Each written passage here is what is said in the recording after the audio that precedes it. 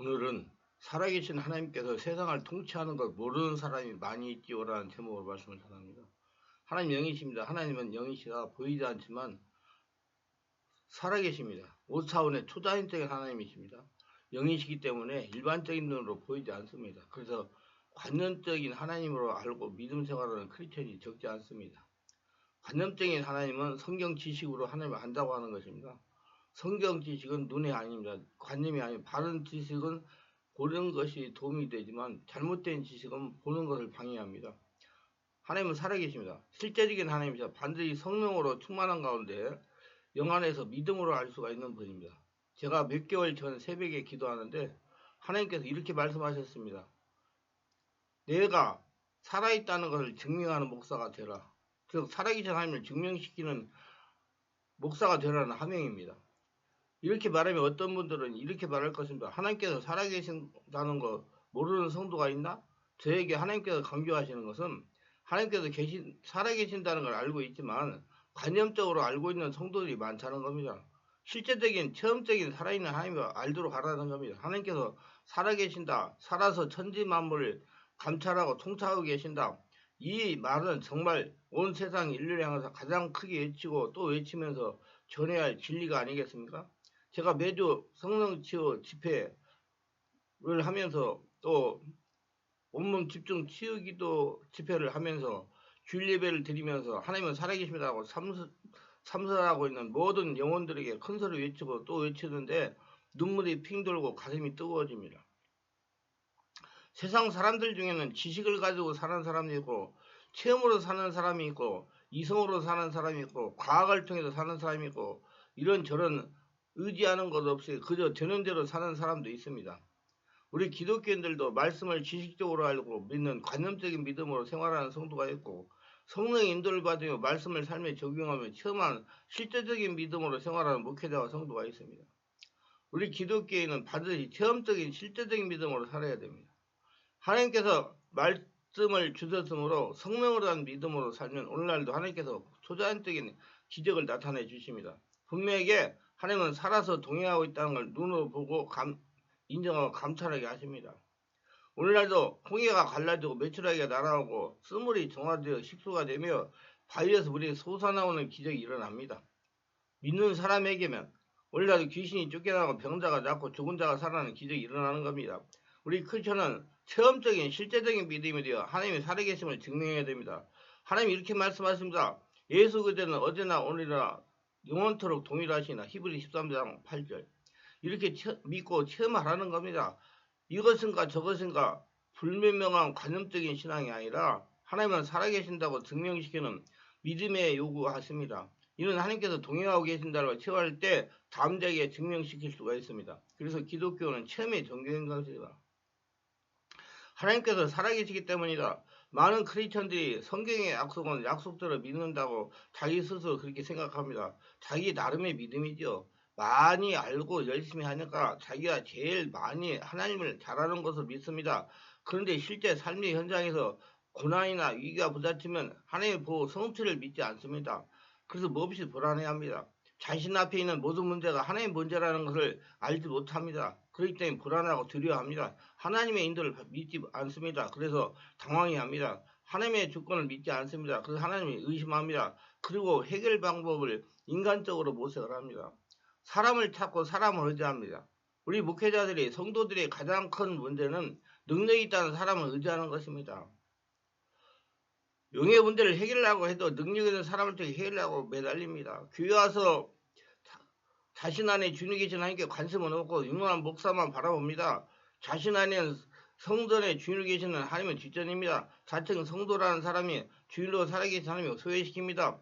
은혜도 사람을 통해서 받으려고 쫓아다닙니다. 능력도 능력 있고 명성 있는 사람을 통해서 받으려고 물불을 가지 않고 따라다닙니다.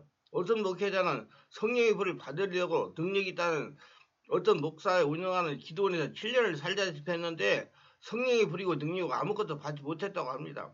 포기하고 지내다가 어떤 분의 소개를 받고 우리 충만한 교회 와서 3일 만에 성령의 세례 치유받고 불을 받고 너무나 좋아하는 것을 보았습니다. 제가 자신 안에 계신 하나님께 기도하여 성령 세례를 받으라고 방법을 알려줬더니 그대로 순종하여 3일 만에 해결이 된 겁니다. 7년 동안 하지 못하는 것을 3일 만에 해결한 것입니다. 사람은 너나 나나 모두 미완성이기 때문에 미완성이 사람에게 얻을 것이 없습니다. 저는 자주 이런 말을 합니다. 목회자나 성도가 자기 스스로 능력자로 자처하는 사람은 이단이거나 사입이거나 사기꾼이 주의하라고 그럽니다. 문제를 해결하고 불치병을 취했어도 살아계신 하나님께서 자신을 통하여 하신 일이라는 것입니다. 모든 영광 하나님께, 하나님 나를 통해서 하신 일입니다. 이렇게 영광을 돌리는 저와 여러분 되시기 바랍니다. 우리 성도들이나 목회자들이 순진하여 능력이 있다, 병을 고쳤다, 귀신을 쫓아낸다 하는 사람에게 관심을 둡니다. 저는 이런 사모님의 신앙이 잔재라고 생각합니다. 분명히 성경에는 하나님께서 사람을 통해서 문제를 해결하는 것으로 기록되어 있기 때문입니다. 하나님은 이렇게 강조하시는 겁니다. 여호와께서 이와 같이 말씀하십니다. 무릇 사람을 믿으며 육신으로 그 힘을 삼고 마음에 여호와께서 떠나는 그 사람은 저주를 받을 것이다. 예레미야 17장 5절. 사람을 의지하지 말도록 강하게 말씀하고 계십니다. 왜 그래요? 사람에게 얻을 것이 없기 때문에 하나님 길을 따라가는데 방해가 되기 때문에 그러는 겁니다. 아사왕은 발에 병이 났는데 이 병이 굉장히 심했습니다. 아마 요사이 제가 추측하건대 발에서 생긴 당뇨병 후유증인가 봅니다.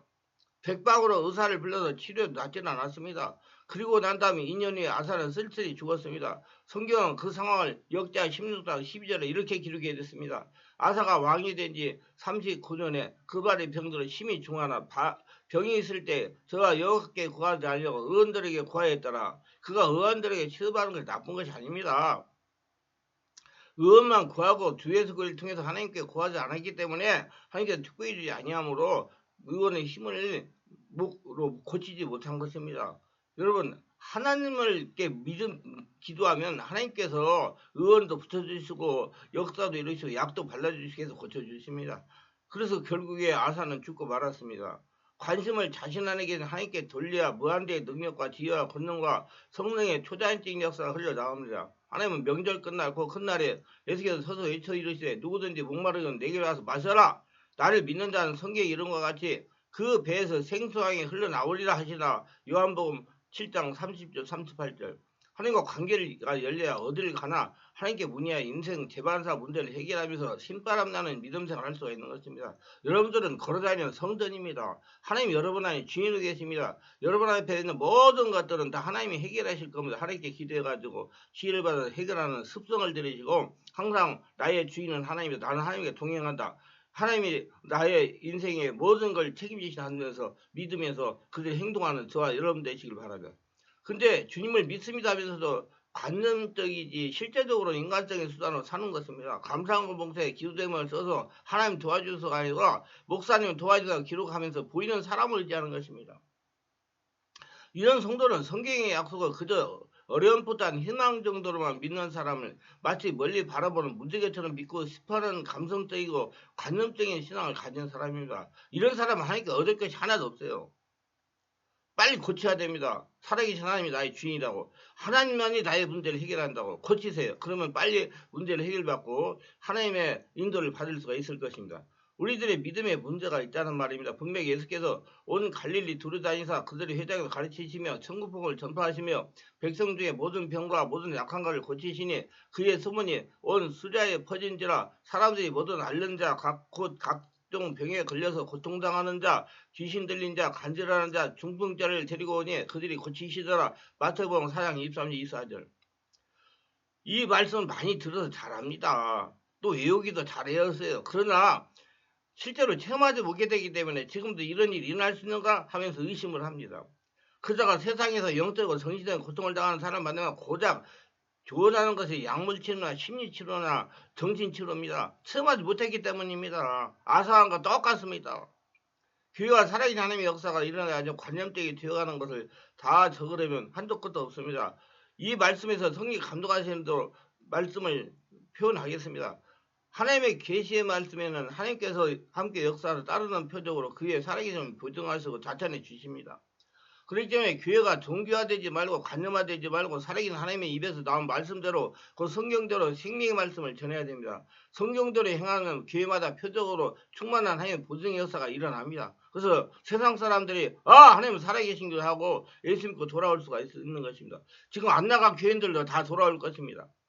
이런 보증으로 교회 주변의 모든 사람이 살아계신 하나님께 역사하시는 교회를 보면서 하나님은 살아계시군요 하고 예수 믿고 하나님 앞에 나오게 될 것입니다.